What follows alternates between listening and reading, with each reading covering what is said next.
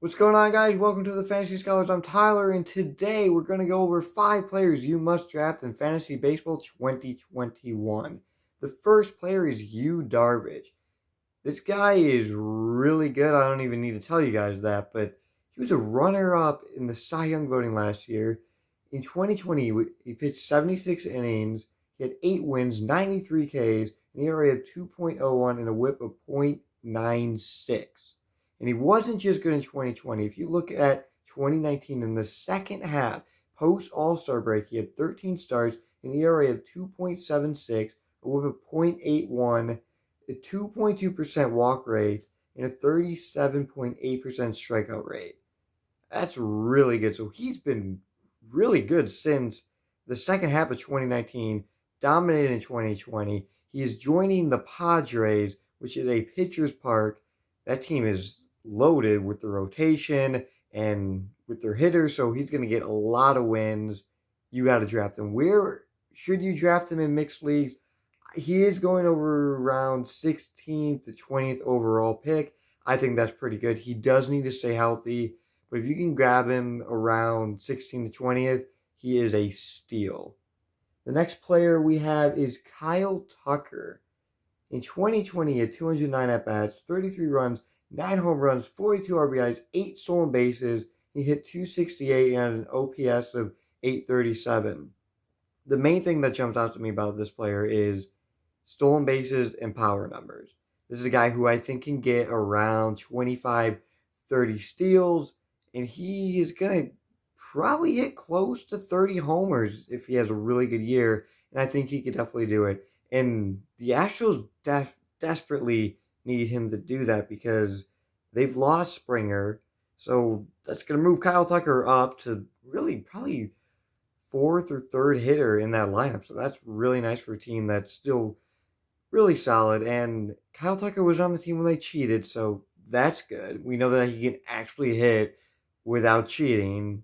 Sorry, Astros fan, but that's the truth. So this guy, I really like Kyle Tucker. He was a top prospect back in 2016, 2017, and he's done that in the big leagues. Where can you get him? In mixed league, he is going around the mid-30s to low 30s.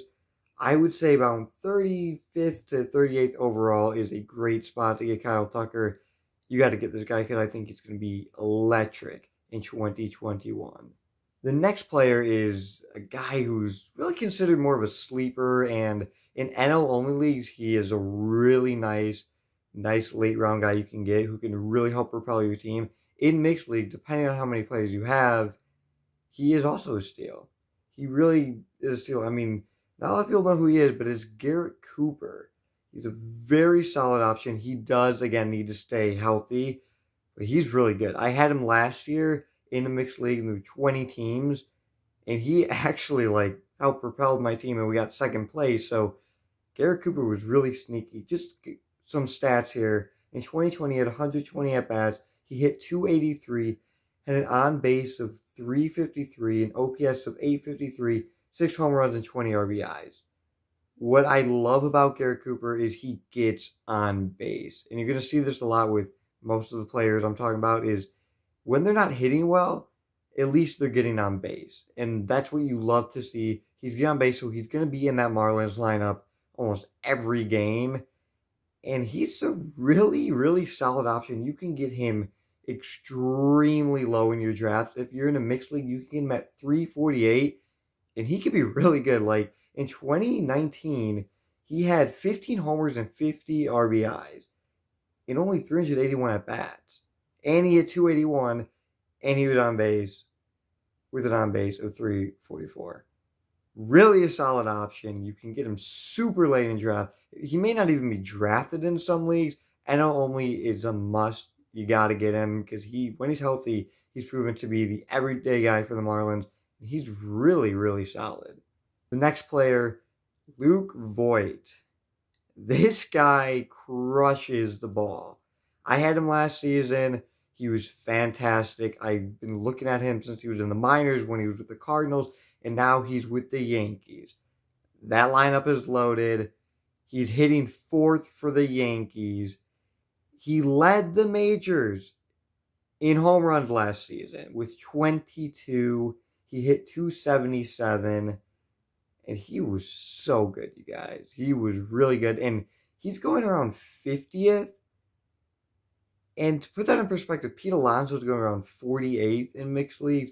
I would grab Luke Voit over Pete Alonso just because Voit is in the Mets. I will say the Mets lineup has gotten a lot better, but he's in the Yankees lineup and he's hitting like 270 and I think maybe 280, but like 270 for a guy who can hit close to 40 homers. You love to see that rather than Pete Alonso, who's hitting like in the low 250s and maybe at the same amount of homers. It's just Voit is just a safer option.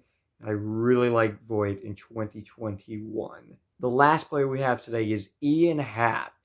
This guy was very good at the start of 2020. He was right up there with the top home run leaders and then just kind of faded away. I think he's going to be really good this year, though. He's with the Cubs. He's going to be playing center field. They need him to play every day. The Cubs definitely need him to be an everyday guy. He can play left field, center field, even right field, even second base sometimes. So I really like Ian Happ. His average draft position is 161. And the other thing about Ian Happ is he does get on base. If you look at what he did last season, he only hit 254. He did have 12 homers and looked really good at the beginning of the year. But his on base was 361. An on-base percentage of 361, and he only hit 254. That is really encouraging to see because if he's not hitting, at least he's getting on base, and that average I can see creeping up with the power numbers could be over 20 home runs. Really sneaky player to get. He could seriously propel your team. Thank you all for watching. Make sure to comment, like, and subscribe. Share this video. And if you guys like these videos, please let us know because these must-draft videos are really fun. We'll see you guys next time.